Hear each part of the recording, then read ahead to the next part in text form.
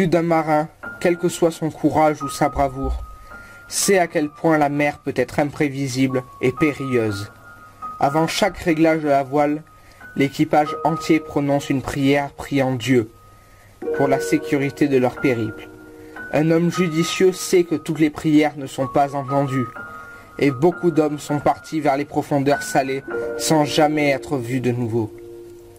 Certains disent avoir réussi à tromper la mort dans ces moments, avec un rituel, dont il se peut qu'il ne soit plus la peine de vivre après.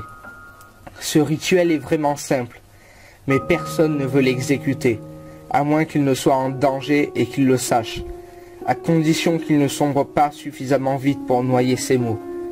L'homme doit répéter 3 fois de toutes ses forces: le diable emmène mon âme à l'autre bout du Styx.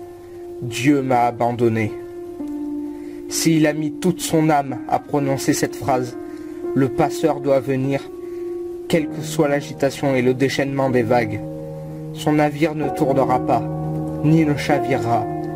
L'homme sentira que quelque chose agrippe son poignet et le tire vers le bateau. À partir de là, il ne sentira plus les vagues frapper le bateau. Il ne ressentira ni la faim, ni la soif. Seulement la respiration dans ses poumons et le vent qui souffle doucement sur son visage humide. Il est important que l'homme ne regarde pas dans ses yeux. C'est parce que faire appel à lui est une astuce.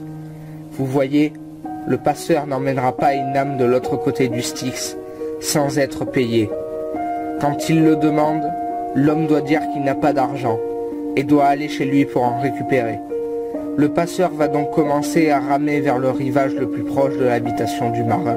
Il ne doit pas le regarder durant tout le trajet, qu'importe qu'il dure 3 heures ou 3 jours. En fait, si le passeur vous regarde droit dans les yeux, il saura que vous mentez et vous renverra dans l'eau pour que vous vous noyiez. Lorsqu'il aura finalement atteint le rivage, le marin devra remercier le passeur et lui dire qu'il reviendra très vite. Le matelot ne pourra plus retourner en mer après ça. Le passeur ne descendra jamais sur la terre ferme pour récolter l'argent. Il restera sur l'eau, attendant son paiement. Si jamais le marin pose le pied sur un bateau, lui et tous les hommes qui sont dessus mourront violemment.